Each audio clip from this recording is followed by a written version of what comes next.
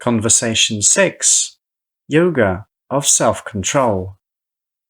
Lord Krishna said, "The one who actively performs one's own duty without desiring a profit is a true sannyasi.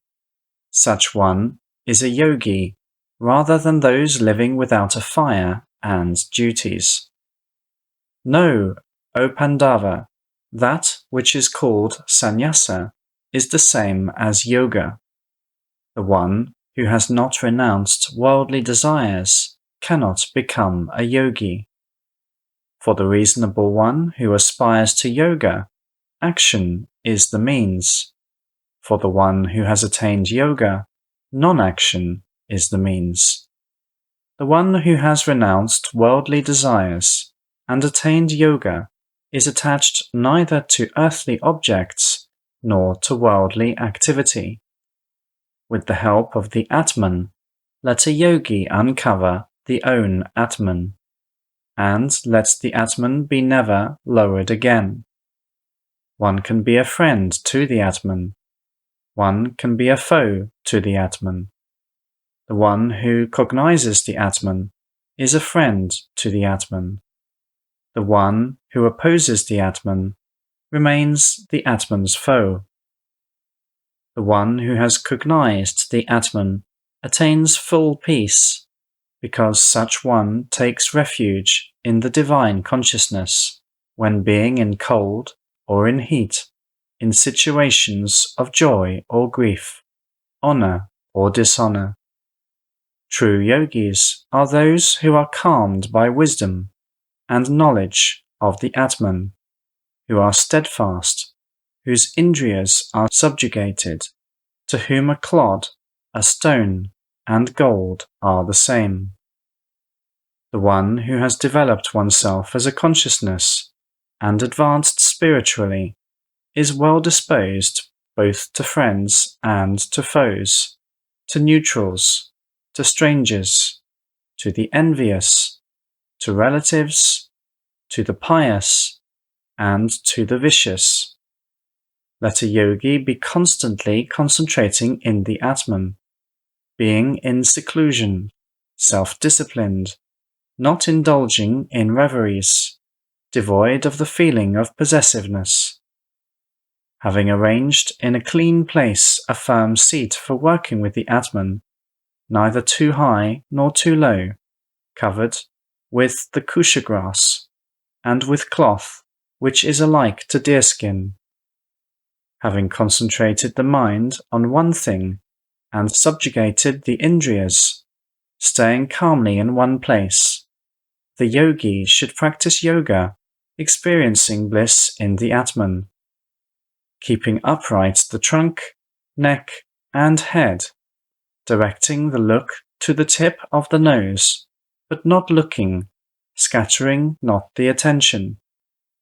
Having become established in the Atman, fearless, steadfast, in Brahmacharya, the mind conquered, the thoughts directed towards me, the yogi should aspire to me as to his ultimate purpose. The yogi who has merged with the Atman and who controls the mind enters the highest nirvana and abides there in me. Verily, yoga is not for those who eat too much or do not eat at all, nor for those who sleep too long or wake too long. O Arjuna, yoga dispels all suffering in the one who has become moderate in eating, resting, working, also in sleeping and waking. Such a person, who is free from all cravings and is concentrated in the Atman alone, is regarded to be in harmony. The yogi who has subjugated the mind and is one with the Atman is like a lamp in a windless place whose flame does not flicker.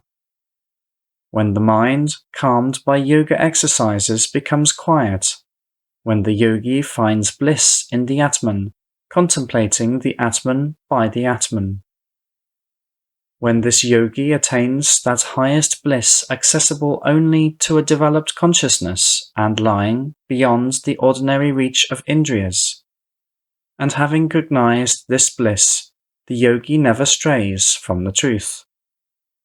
And having attained this, the yogi cannot imagine something higher, and existing in this state, such one is not shaken even by the most grave sorrow. Such a break of ties with grief is to be called yoga. One should give oneself to such yoga resolutely, without wavering. Having abandoned vain desires and conquered all the indriyas, gradually calming the consciousness, the yogi should study his or her own essence, the Atman, without distracting thoughts to anything else. If the uneasy and fickle mind wanders away, curb it and constantly direct it to the Atman.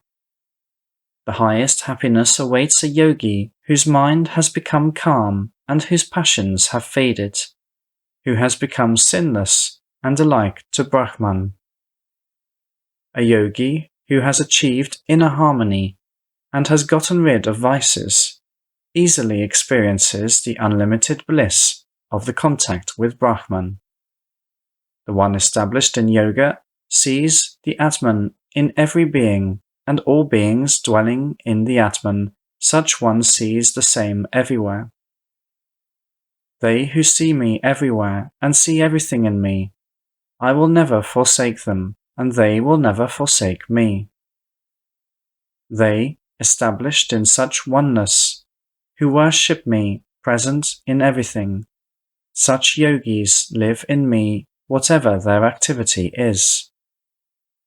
The one who sees manifestations of the Atman in everything, and who has cognized through this the sameness of everything, both the pleasant and the unpleasant, such one is regarded as a perfect yogi, O Arjuna. Arjuna said, "For such yoga, which is attained through inner balance, O Madhusudana, I do not see a firm ground in myself, because of the restlessness of the mind. For the mind is truly restless, O Krishna. It is turbulent, obstinate, hard to restrain. I think it is as difficult to curb it as to curb the wind." Lord Krishna said, "No doubt, O mighty armed, the mind is restless and hard to curb. Yet one can put it under control by constant practice and dispassionateness. Yoga is hard to attain for man who has not cognized the Atman. But the one who has cognized the Atman is on the right way to yoga. This is my opinion." Arjuna said, "The one who has not renounced everything worldly, but is endowed with faith, who has not subjugated the mind, and fell away from yoga. What will happen to such a person, O Krishna? Will the one who has failed on both of the paths, and has strayed from the path to Brahman, be destroyed like a riven cloud, O Mighty One? Dispel my doubts, O Krishna. You alone can do this." Lord Krishna said, "O Partha, there is no destruction to such a person either in this world or in the next. The one who has wished to behave righteously will never come on the path of sorrow, O my beloved. Such a person who fell away from yoga, having attained the worlds of righteous people, and having stayed there countless years, then such one gets born again in a pure and blessed family. Such one may even be born in a family of wise yogis, but such a birth is very hard to attain. Such one is born again, being the consciousness developed in the previous incarnation, and continues advancement on the path to perfection, O joy of the Kurus. The merits of the previous life drive this person forward. The one who has aspired to cognition of yoga surpasses the level of the ritual religious practice. Yogis who strive tirelessly, who have ridden themselves of vices, and over many incarnations have been going to perfection, such yogis achieve the supreme aim. A yogi is superior to ascetics, to sages, to a man of action. Therefore become a yogi, O Arjuna. Among all yogis, I respect most the one who lives in me, being connected with me through the Atman, and serves me wholeheartedly. Thus in the Upanishads of the blessed Bhagavad Gita, the science of eternal, the scripture of yoga, says the sixth conversation between Sri Krishna and Arjuna, entitled Yoga of Self-Control.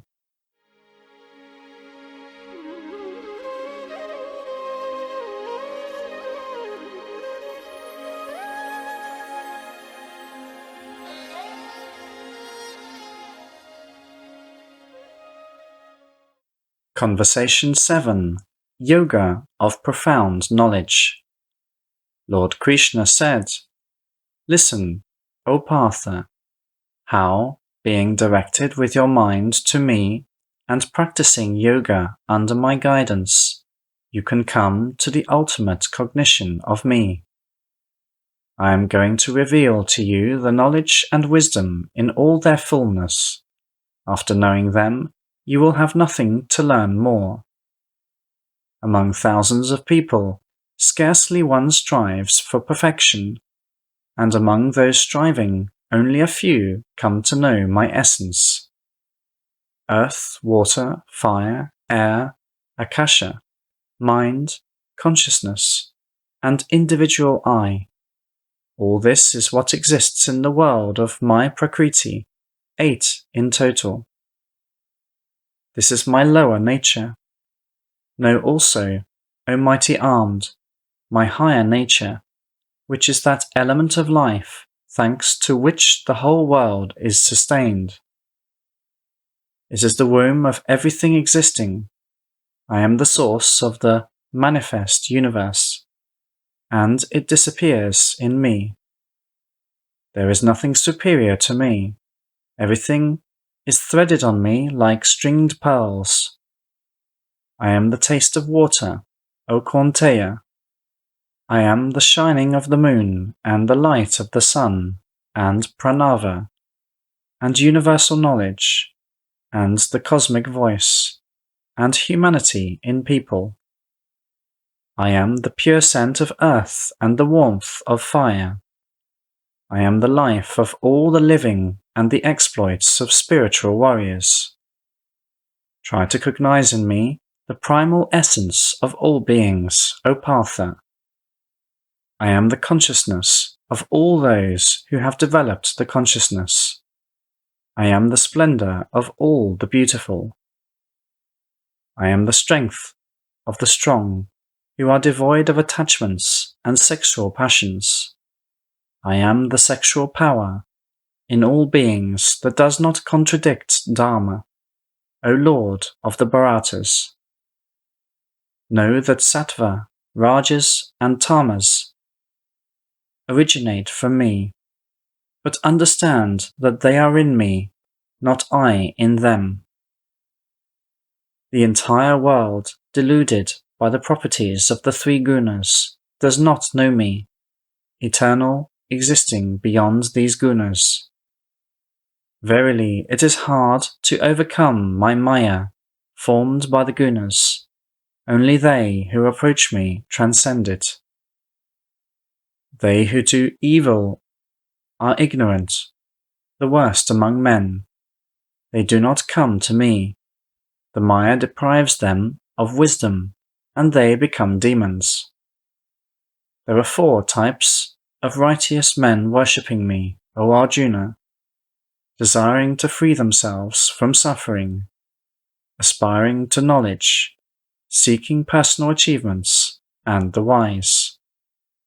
Among them, superior to the three others is the wise, even-minded, and devoted to me completely. Verily, I am dear to the wise, and the wise are dear to me. All of them are worthy, but I deem the wise to be alike to me, because merging with the Atman, the wise cognize me, their supreme aim. At the end of many births, the wise man comes to me. Vasudeva is everything, says the one of rare Mahatma's qualities. Those deprived of wisdom by desires worship gods and perform rituals which correspond to their nature. Whatever image people worship with faith, I strengthen the faith of everyone. Imbued with this faith, they pray and receive what they ask from the same source. But the command to give the asked originates from me. Verily, ephemeral is the gain of the ignorant. They who worship gods go to these gods, and they who love me go to me. The ignorant deem me unmanifest, achieved manifestation, knowing not about my unlimited, eternal, and supreme existence. Not everyone cognizes me, concealed in my creative Maya. The mistaken world does not know me, unborn, eternal. I know the past, the present, and the future creations, O Arjuna, but no one here knows me. Due to wandering in duality, because of the attraction and distraction to earthly objects, O Bharata, all newly born beings live in ignorance. But righteous people who have rooted out their vices become free from this duality and resolutely go towards me. Seeking refuge in me, they long for liberation from birth and death. They come to the knowledge of the Atman, to the realization of the Atman for themselves, to understanding of the principles of destiny formation. And they who cognize me as the highest existence, as Supreme God who receives all sacrifices, they, devoted to me, meet me at the moment of departure from the body. Thus, in the Upanishads of the blessed Bhagavad Gita, the science of eternal, the scripture of yoga, says the seventh conversation between Sri Krishna and Arjuna, entitled Yoga of Profound Knowledge.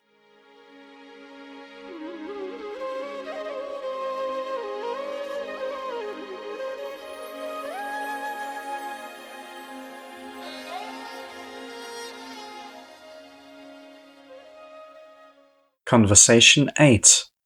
Imperishable and Eternal Brahman. Arjuna said, What is Brahman? What is the Atman? What is action, O greatest soul? What is the material, and what is the divine? What is sacrifice, and how is it performed by the embodied? And how, O Madhusudana, the one who has cognized the Atman cognizes you at the moment of death? Lord Krishna said, The indestructible and highest is Brahman. The main essence of embodied beings is the Atman. What sustains life of the incarnate is called action. The knowledge about the material concerns my perishable nature. The knowledge about the divine concerns Purusha. The knowledge about the highest sacrifice concerns me in this body, O best of the embodied. And the one who departing from the body is conscious only about me at the moment of death, such one comes to my existence. Whatever state is habitual to man at the end of existence in the body, in that very state this person remains, O Kaunteya. Therefore, Remember me always, and fight. Aspiring to me with the mind and consciousness, you will surely enter me.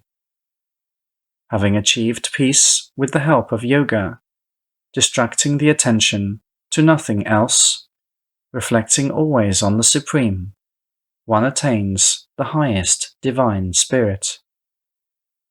The one who knows everything about the eternal omnipresent ruler of the world, the one subtler than the subtlest, the foundation of everything, formless, shining like the sun behind the darkness, who at the moment of departure does not distract the mind and love, being in yoga, who opens the passage of energy between the eyebrows. Such one attains the highest divine spirit. The path which men of knowledge call the path to the eternal, which spiritual warriors walk through self-control and liberation from passions, which brahmacharyas walk, that path I will describe to you in brief. Having closed all gates of the body, locked the mind in the heart, directing the Atman to the Supreme, being established firmly in yoga, chanting the mantra of Brahman, Aum, and being conscious about me. Anyone departing so from the body attains the supreme aim. The one who constantly thinks only about me, having no thoughts about anything else, such a steady yogi, O Partha, easily attains me. Having come to me, such Mahatmas never get born again in this transient vale of tears. They attain the highest perfection. Those dwelling in the worlds lower than the world of Brahman get born again, O Arjuna, but they who have attained me are not subject to new births. The one who knows the day of Brahman, which lasts 1,000 of yugas, and his night, which comes to an end after 1,000 of yugas, such one knows the day and night. From the unmanifest, all the manifest comes forth at the beginning of the day. With coming of the night, all the manifest dissolves in that which is called unmanifest. All the multitude of beings giving birth to one another disappear with the beginning of the night. With the beginning of the day, all beings by the highest command appear anew. But, verily, superior to this unmanifest, there is yet another unmanifest, which also remains at the time when all the manifest perishes. This unmanifest is called the most perfect one, and is known as the ultimate purpose. They who have attained it do not come back. This is that which dwells in my supreme abode. This highest consciousness, O Partha, is attained by steadfast devotion to it alone, to the one in whom exists all the existing, and who pervades the entire world. Now I am going to tell you, O best of the Bharatas, about the time at which depart the yogis who are never to return, and the time at which depart the yogis who are to return again. Dying at fire, at daylight, on the wax of the moon, at the time of 6 months of the northward passage of the sun.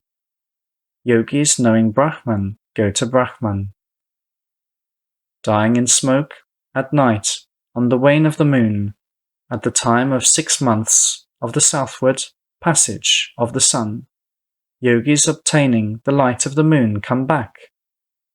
Light and darkness, these are two ever-existing paths. By the first path go those who do not return. By the second path go those who return again. Knowing these two paths, let a yogi never go astray. So, be steadfast in yoga, O Arjuna. Studying the Vedas, performing sacrifice, ascetic exploits, and good deeds give proper fruits. but yogis possessing the true knowledge are superior to all these. They attain the supreme abode. Thus, in the Upanishads of the blessed Bhagavad Gita, the science of eternal, the scripture of yoga, says the 8th conversation between Sri Krishna and Arjuna, entitled Imperishable and Eternal Brahman.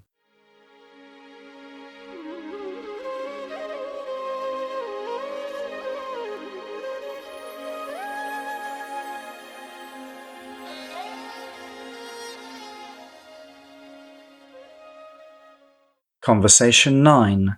Sovereign Knowledge and Sovereign Mystery. Lord Krishna said, "To you, devoid of envy, I am going to reveal the greatest mystery, the wisdom by knowing which you will get free from the bondage of the material existence. It is a sovereign science, a sovereign mystery, the supreme purifier. It is cognized through direct experience as the righteousness grows. It is easily realized and gives imperishable fruits. They who deny this knowledge do not attain me and return to the ways of this world of death.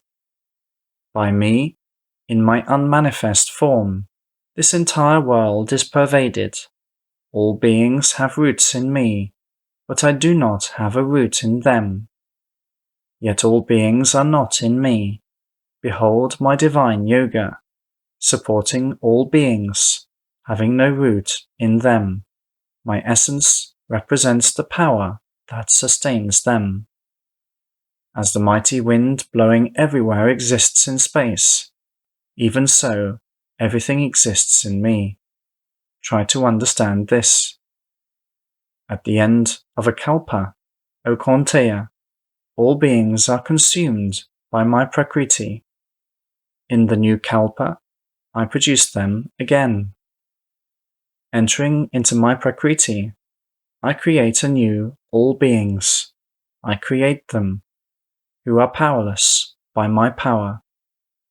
These actions do not bind me, unruffled, unattached to actions. Under my supervision, Prakriti gives birth to the moving and non-moving. This is why, O Kaunteya, this cosmic manifestation functions. The insane disregard me when they meet me in the corporal human form, for they do not know my supreme divine essence.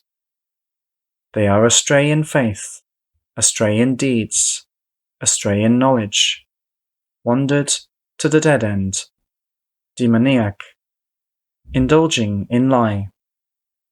But Mahatmas, O Partha, having transcended my divine Maya, serve me purposefully, knowing me as the inexhaustible source of creations. Some of them praising me always, ardently aspiring to me, simply worship me with love.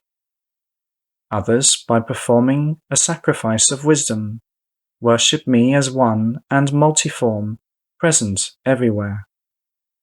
I am the act of sacrifice. I am the sacrifice. I am also the oil, the fire, and the offering. I am the Father of the universe, the Mother, the support, the complete knowledge, the purifier, the mantra Aum. I am also the Rig, Sama, and Yajur Vedas.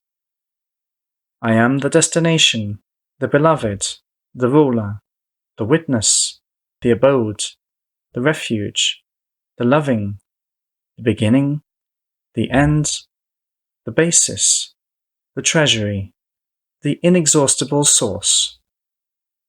I give warmth. I hold back or send forth rain. I am immortality, and I am death. I am the manifest and non-manifest, O Arjuna. Those knowing the Vedas drink Soma, devoid of vices, worshipping me with sacrificial deeds, asking of me the way to paradise. they reach the world of gods and partake of divine feasts. Having enjoyed this vast heavenly world, they return to the world of mortals when their merits are exhausted, thus following the 3 Vedas, indulging in worldly desires, they attain the perishable. They who aspire to me alone with steadfast faith and devotion, thinking about nothing else, to them I give my covering. And even those who are devoted to gods and worship them with full faith, they worship also me, O Kaunteya, though in a wrong way. All sacrifices are received by me, for I am the Lord, but they do not know my essence, and therefore fall away from the truth. Those worshipping gods go to gods. Those worshipping ancestors go to the ancestors. Those worshipping the spirits of nature go to the spirits of nature. And those who devote themselves to me go to me. If one offers to me with love even a leaf, a flower, a fruit, or water, I accept this as a gift of love from the one pure in the Atman. Whatever you do, whatever you eat, whatever you sacrifice or offer, whichever feat you perform, O Kaunteya, perform it as an offering to me. Thus you will break free from the fetters of actions that produce good or bad karmic fruits. Having united with the Atman through sannyasa and yoga, you will attain the liberation in me. I am equal towards all beings. To me there is no hateful or dear ones, but, verily, they who are devoted to me with love, they are in me and I am in them. Even if the most sinful ones worship me with an undivided heart, they should be counted as righteous because they decided righteously. They will promptly become performers of Dharma and attain eternal peace. Be sure the one who loves me will never perish. All who seek refuge in me, O Partha, even if they are born by bad parents, even women, Vaishyas, Shudras, they nevertheless come to the highest path. How much more it concerns righteous Brahmans and wise Rajas full of love. So you, being in this joyless world, seek refuge in me. Fix your mind on me, love me, sacrifice to me, revere me. To me will you finally come, being consumed by the Atman, if you have me as your highest purpose. Thus, in the Upanishads of the blessed Bhagavad Gita, the science of eternal, the scripture of yoga, says the 9th conversation between Sri Krishna and Arjuna, entitled Sovereign Knowledge and Sovereign Mystery.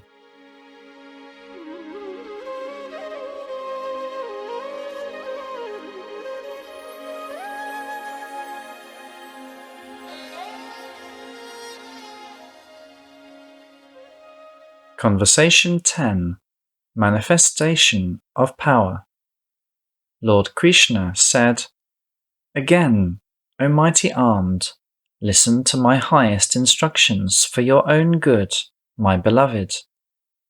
My origin is known neither to gods, nor to the multitude of great sages. For I am the progenitor of all gods and all great sages. Among mortals, the one who cognizes me, unborn, originless, the great Lord of the universe, such a truly non-deluded one becomes free from the bondage of fate. Awareness of actions, wisdom, resoluteness, all forgiveness, honesty, self-control, calm, joy, pain, birth, death, fear, and fearlessness. compassion, equanimity, contentment, spiritual aspiration, generosity, fame, and infamy. I create all this diversity of states of living beings. The 7 great sages and the 4 Manus, prior to them, also were born of my nature and by my thought. From them all nations originated. The one who has cognized my greatness and my yoga is really deeply immersed into yoga. There is no doubt about this. I am the source of everything. Everything originates from me. Having understood this, the wise worship me with great delight, directing their thoughts at me, devoting their lives to me, enlightening each other, always conversing about me. They are happy and content.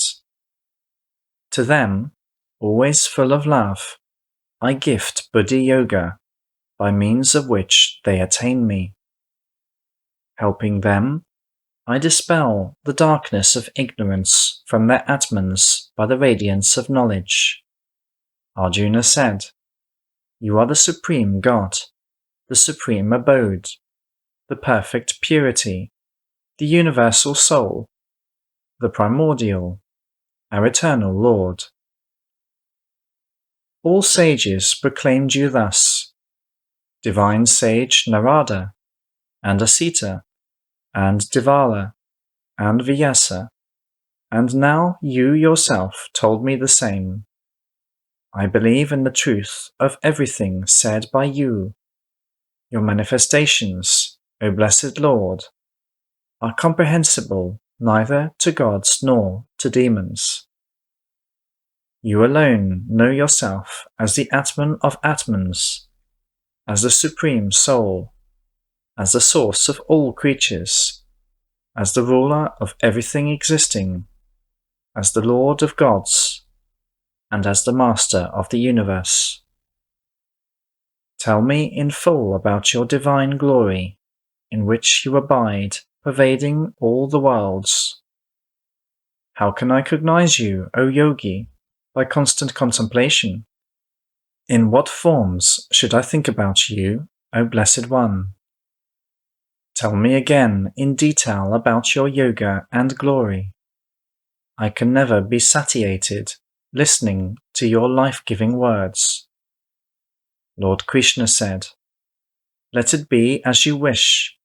I will tell you about my divine glory, but only the most important of it, since there is no limit to my manifestations.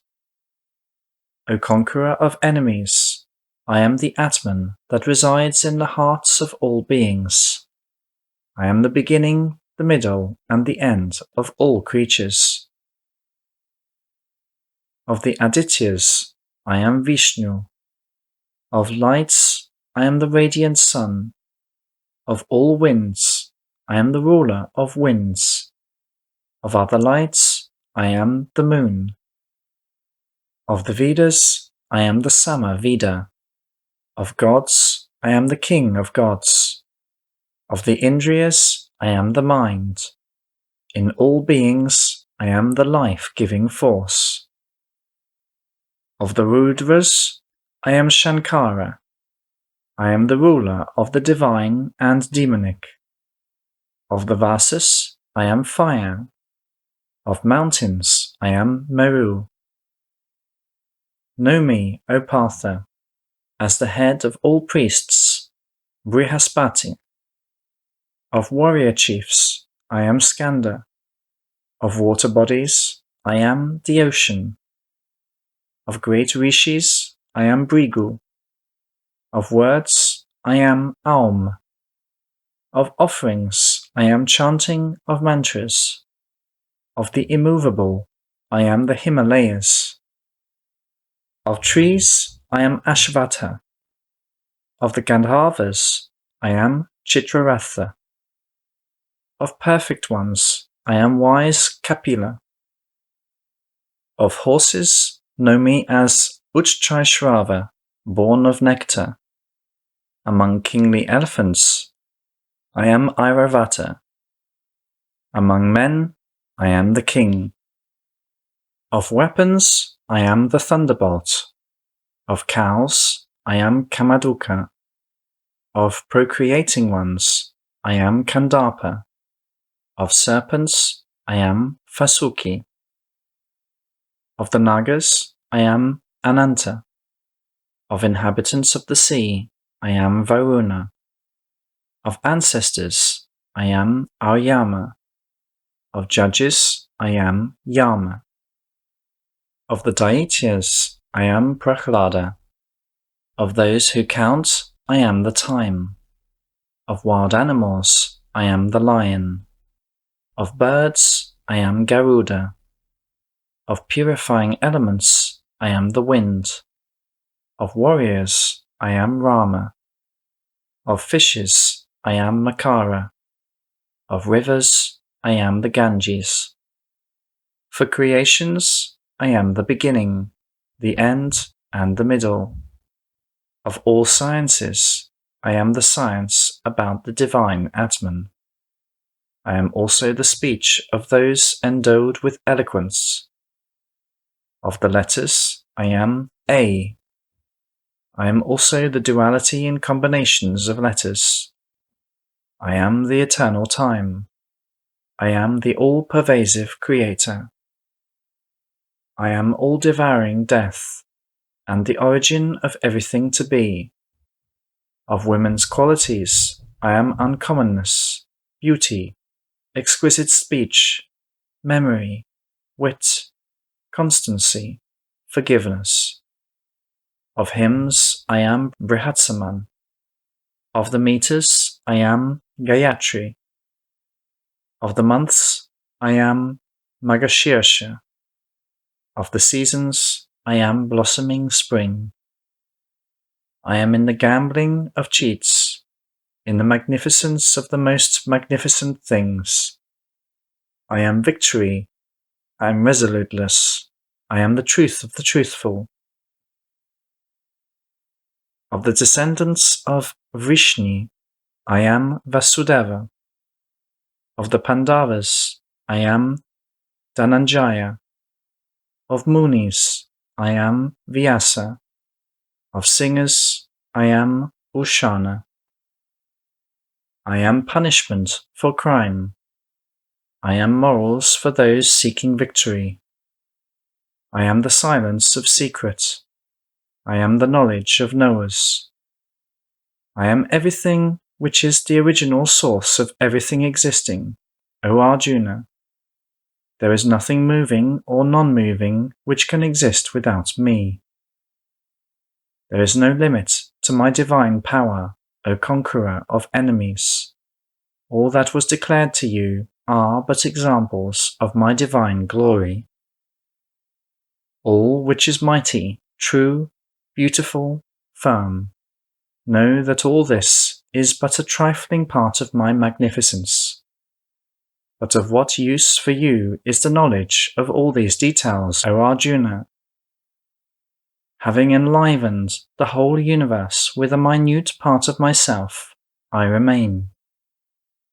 Thus, in the Upanishads of the blessed Bhagavad Gita, the science of eternal, the scripture of yoga, says the 10th conversation between Sri Krishna and Arjuna, entitled Manifestation of Power.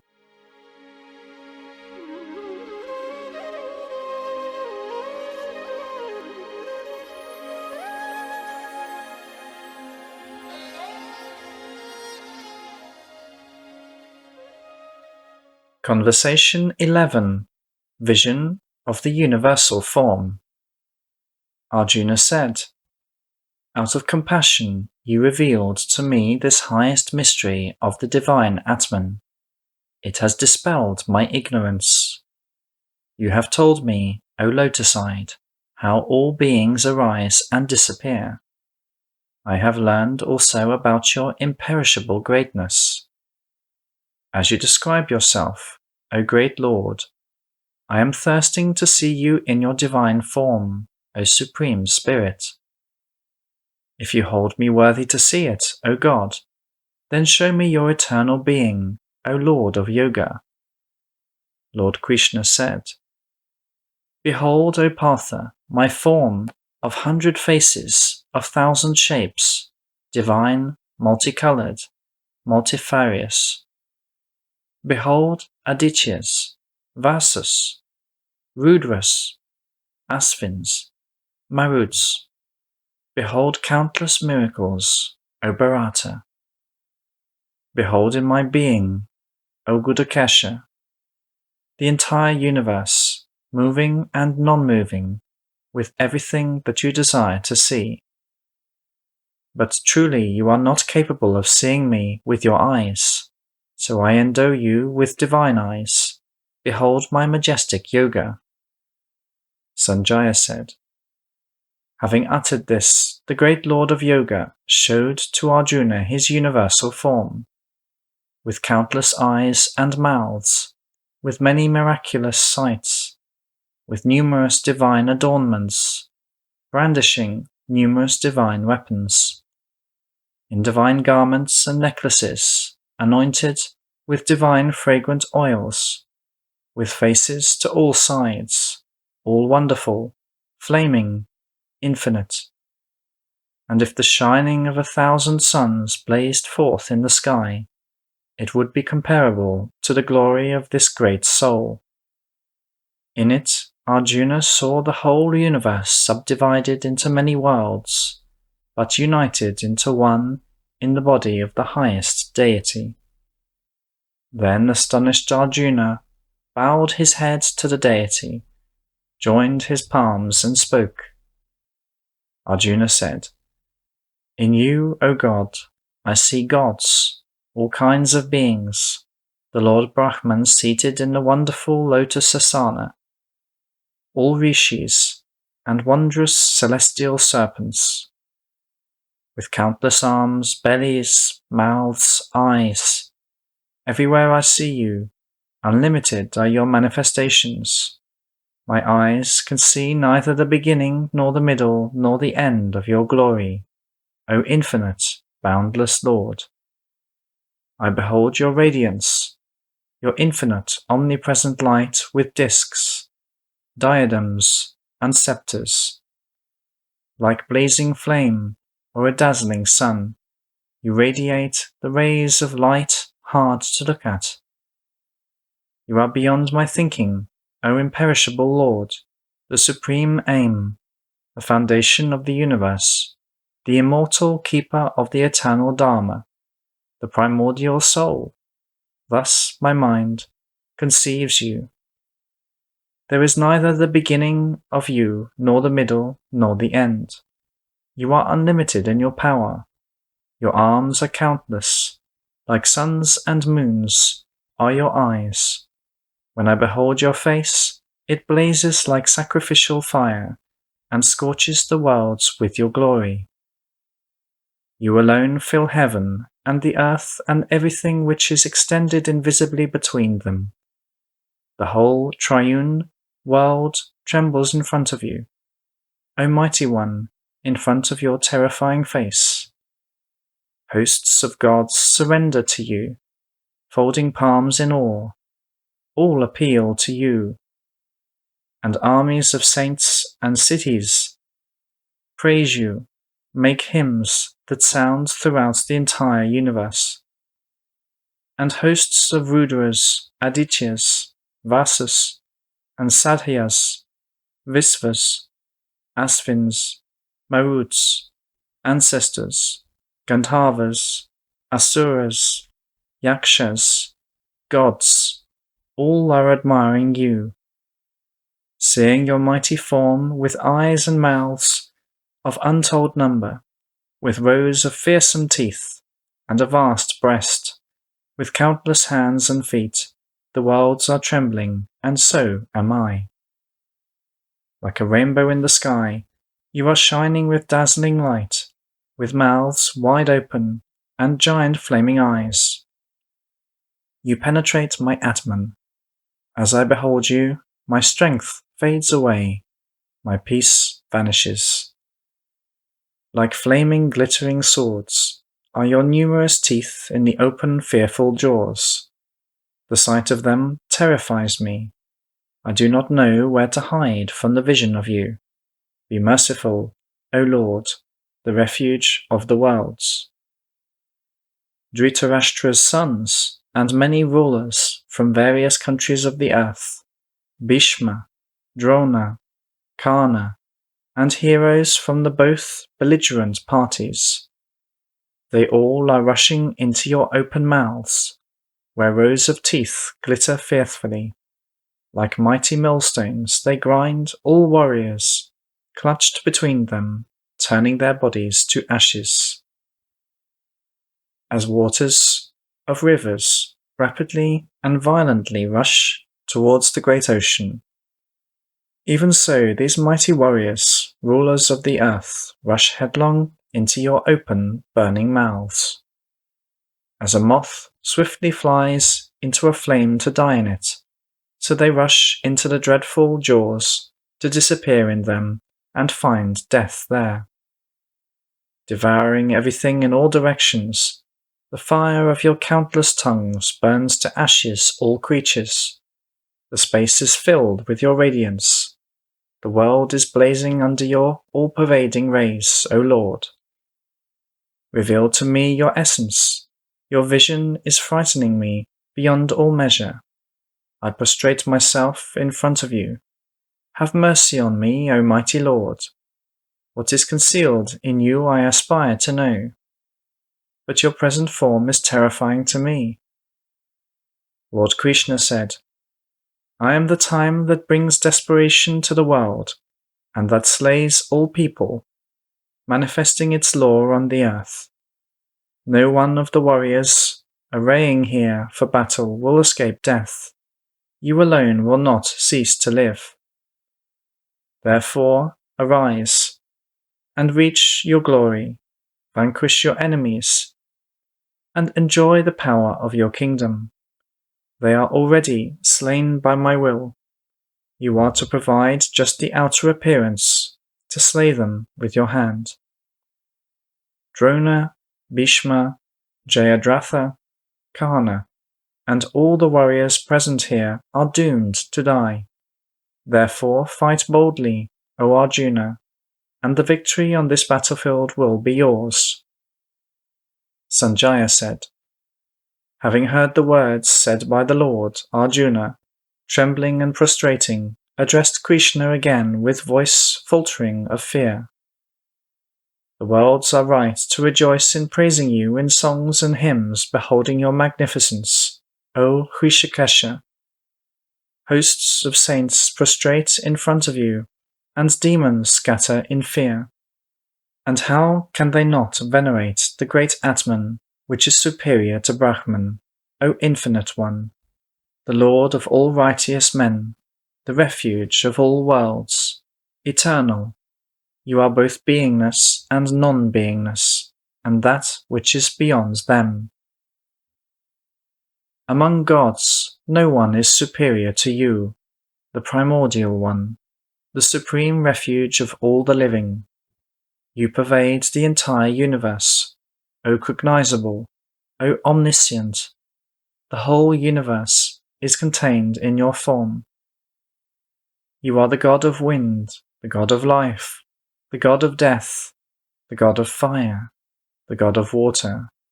You are the moon, the Father, the progenitor of all beings. Be praised 1,000 times again and again. Be ever praised. All prostrate in front of you. Hail to you from all sides.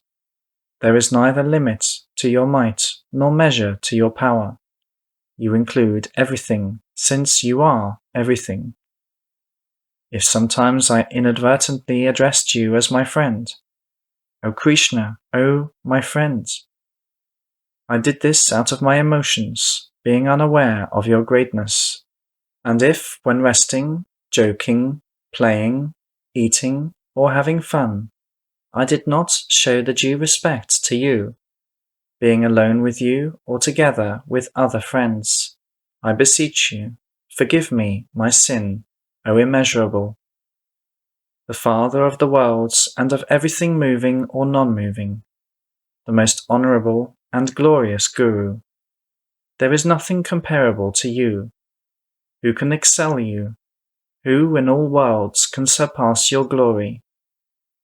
I prostrate myself in awe before you and implore you, by forbearing with me, be my Father, be my friend. As loving one with the beloved, even so you bear with me. I have beheld your glory seen by no one before. I am shivering with fear and joy. I implore you, assume your previous form. Have mercy on me, O Lord of gods, the refuge of worlds. I strive to see the former you in your glittering crown, and with a kingly mace in your hand. Show me your form, which is known and dear to me. Hide this multi-armed appearance of yours, unbearable for mortals. Lord Krishna said, Arjuna, by my grace you came to know my supreme and eternal form, which is revealed only in yoga, in mergence with the Atman. Of all men around, no one but you has seen it. Neither merits nor knowing the Vedas, nor offerings, nor exploits of ascetics, nor profoundness of knowledge, nothing is able to reveal this concealed form of mine that you saw. Allay your confusion and trepidation. Do not be afraid about seeing my awesome form. Forget your fear. Cheer up. Behold my appearance well known to you. Sanjaya said. Having said these words, Krishna assumed his usual appearance and comforted shocked Arjuna. The Great One took again his mild appearance. Arjuna said, Seeing again your mild human appearance, I am coming to myself and regaining my normal state. Lord Krishna said, That form of mine which you have seen is very hard to see. Even gods are ever eager to see it. One cannot see me such as you have seen even if one knows all the Vedas, performs ascetic exploits, makes offerings. Only love can behold me thus, O Arjuna. Only love can contemplate me in my innermost essence and merge with me. The one who does everything only for me, for whom I am the supreme aim, who loves me, who is detached, devoid of enmity, such one comes to me, O Pandava. Thus in the Upanishads of the blessed Bhagavad Gita, the science of eternal, the scripture of yoga, says the 11th conversation between Sri Krishna and Arjuna, entitled Vision of the Universal Form.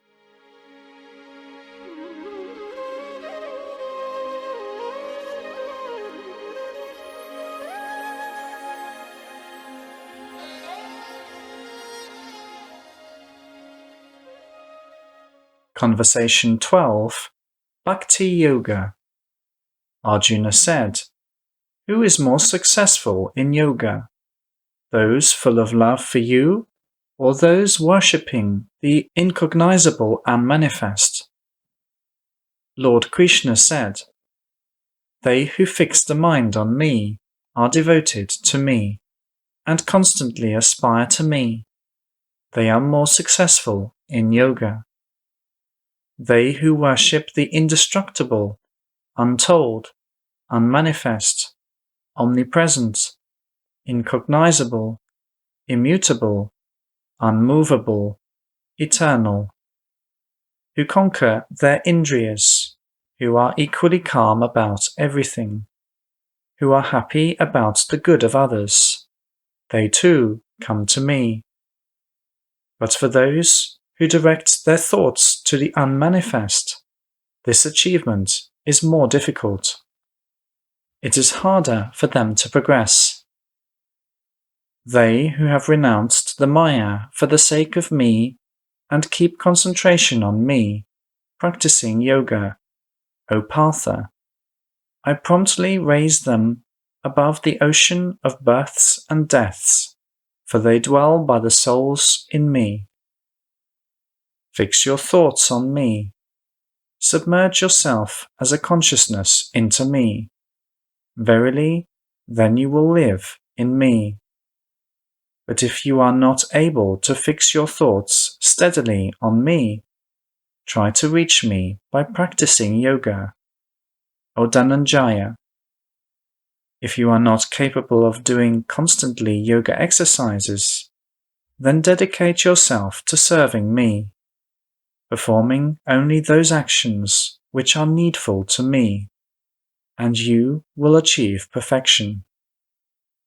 If you are not able of doing even this, then seek mergence with me by renouncing the personal profit of your activity. Restrain yourself in this way. Knowledge is more important than exercises. Meditation is more important than knowledge. But renouncing personal profit is more important than meditation, because after such renunciation, peace comes. The one who is hostile to no living being, who is friendly and compassionate, without worldly attachments and egoism, even-minded, among joy and sorrow, all forgiving, ever content, seeking unity with me, resolutely cognizing the Atman, having devoted the mind and consciousness to me. Such a loving me, disciple, is dear to me. Such a loving me, disciple, is dear to me. The one who does not injure people and does not suffer from them, who is free from anxiety, elation, anger, fear, such one is dear to me. The one who requires nothing from others, who is pure, knowing, passionless, selfless, who has abandoned all undertakings, such a loving me, disciple, is dear to me. The one who neither falls in love nor hates, who neither grieves nor seeks self-profit, who has transcended good and bad, who is full of love, such one is dear to me. Equal towards a friend and towards a foe, the same towards glorification and disgrace, in warmth and in cold, among joy and sorrow, free from worldly attachments, regarding equally praise and blame, laconic, content with everything that happens, not attached to whom, determined in decisions, full of love, such a person is dear to me.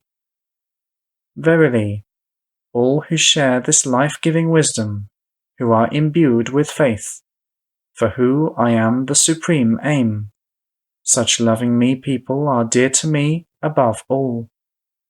Thus in the Upanishads of the blessed Bhagavad Gita, the science of eternal, the scripture of yoga, says the 12th conversation between Sri Krishna and Arjuna, entitled Bhakti Yoga.